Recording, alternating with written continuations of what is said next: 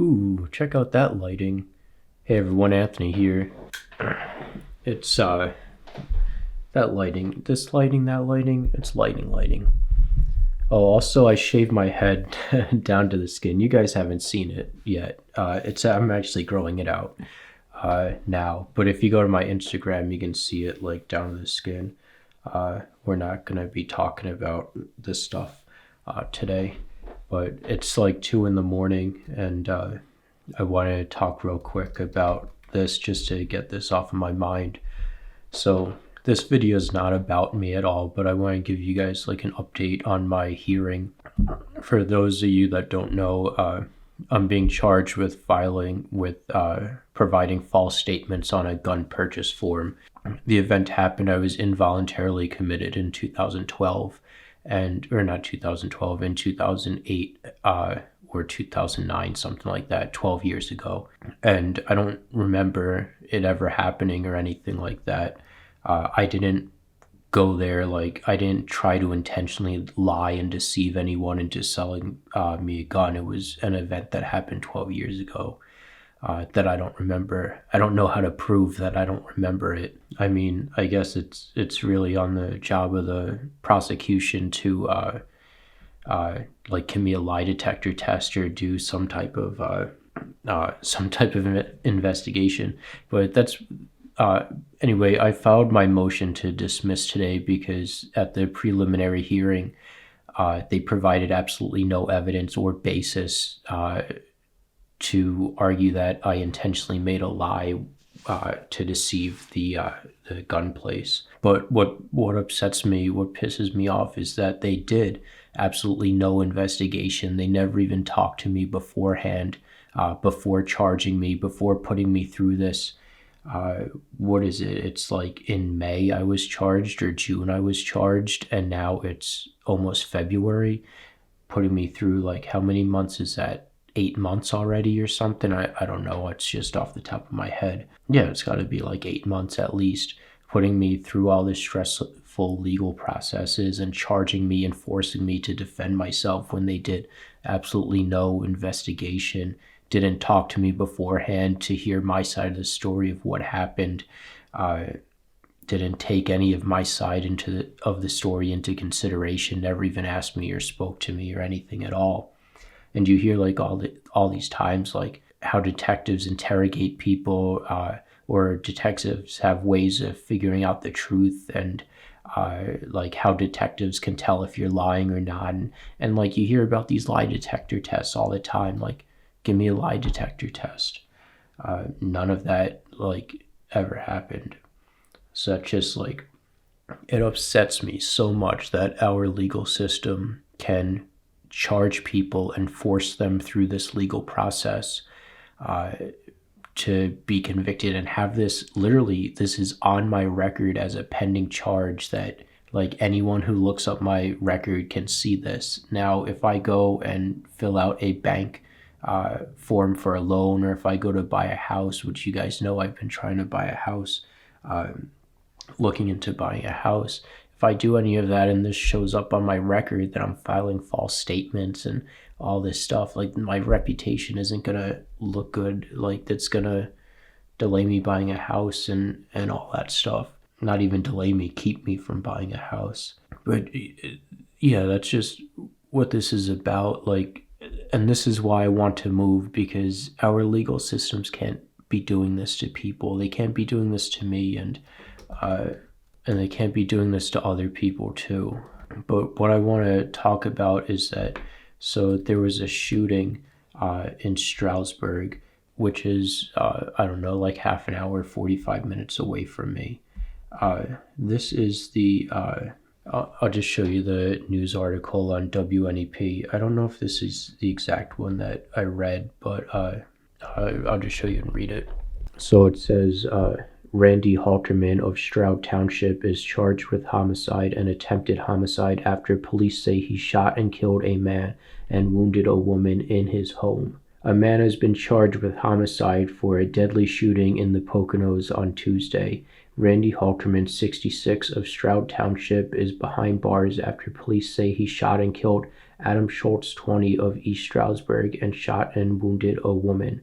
It happened Tuesday night at Halterman's home in Paradise Trail in Stroud Township. Halterman has been charged with homicide, attempted homicide, and aggravated assault. Halterman told authorities that he was in his home and heard a noise he thought was an animal. After a while, Halterman heard people talking inside his home and went to get his handgun. Once Halterman heard the two inside of his home, he opened fire from behind a curtain, which is 100% legal to do in Pennsylvania. If people break into your house, you're legally allowed to shoot them. Halterman told police Schultz and the woman were running towards the first floor exit, and that's when he fired 4 more shots and then called 911 and told police he didn't want them to get away. Our job is not to determine whether a defendant is guilty or innocent, whether charges are appropriate to be filed or not. That's the job of a jury. The facts of each case in these Castle Doctrine cases and home defense are determined specifically on that specific case. Each case is very different and very unique, and it doesn't fit everything. They have to be judged individually, says the police chief of Stroud Township. Okay guys, it's the next night. I recorded this video. Well, I didn't record this video. I made this video and didn't record on the last part. Well, right where this video is cutting off now. And I just lost all motivation last night to re-record it, so we're gonna re-record it now. It really sucks because I was going off. I had like a good rant going and everything, but all right. A man was charged with homicide, 66-year-old Randy Halterman. He was in his home. He heard a noise. So these people broke into his house, and his house was like, his house appeared abandoned. He was like a hoarder, or maybe just like a depressed guy that just collected stuff and didn't have like motivation to upkeep his yard or property or whatever. One thing that I said was that it would have been a better idea, I guess, to put signs outside of your house saying like my house isn't abandoned, stop breaking in, and please leave me alone, like stuff like that. Put signs outside of your house to try to deter people. I don't know if he tried doing that before and it just didn't work or what. I do know that police, like if you don't have cameras outside of your house, police can't really do anything about people breaking in, because like it's just a random person in your house. If it's a stranger, you don't know who it is, you're not going to be able to track them down without cameras to see what they look like. And even cameras, like my CCTV cameras, people have to be pretty up close to be able to find, to be able to identify people. But even then, if I have like a picture of what someone looks like, I'm not going to be able to tell if it's a stranger that I've never saw before. I'm not going to be able to tell who it is or anything. The best thing that police could do is put out, like post on their Facebook page the pictures of the people, but they don't really bother with that if it's not a serious crime or something. They don't bother with stuff like that. But yeah, what upsets me, what pisses me off is this guy was clearly defending his home. Like, I don't remember how far I recorded into this, but so this guy's in jail and awaiting trial and all that. And like, he was clearly defending his home. He got sick of all the people breaking in and was defending his home. But this quote says, our job is not to determine whether a defendant is guilty or innocent, whether charges are appropriate to be filed or not. That's the job of a jury. Well, for one, no, that's not the job of a jury. A jury doesn't decide if charges are appropriate to be filed or not. Not at all. That really should be the prosecution's job, because if the prosecution's bringing a bunch of charges that aren't warranted, then that just wastes the court's time and everything. So it really should be the prosecution's job. But then after that, it goes to the preliminary hearing, which is like the first judge that you meet with, and that judge is supposed to decide if there's enough evidence and probable cause to go to trial. Now, my gun charge hearing, there wasn't enough evidence or probable cause, but they forced me into having a public defender who said that it was hearsay, which wasn't the case. But they provided no evidence that I intentionally lied on the gun form, that I knowingly provided a false statement on the gun form.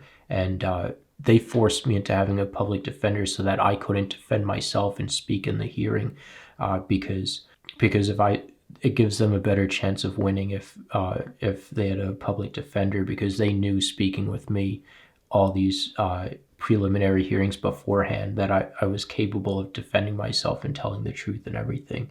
So like, things do get pushed through past the preliminary hearing when there isn't probable cause or whatever. But this guy is literally in jail if there isn't probable cause and evidence. But this guy's literally in jail waiting for his hearing and everything. And I think there's like a 180 day or 120 days when you're in custody until your hearing. That's like the maximum allowable amount of time that you can be in jail. But why is this guy in jail? He was clearly defending his house and everything. But it says, the facts of each case in these castle doctrine cases and home defense are determined specifically on that specific case. But still, why is this guy in jail? Each case is very different and very unique. If it's clearly a castle doctrine case, like you say it is, like everything in the story says it is, I don't think it's really that different or special or unique that it qualifies putting him in jail for. He goes on to say, they have to be judged individually.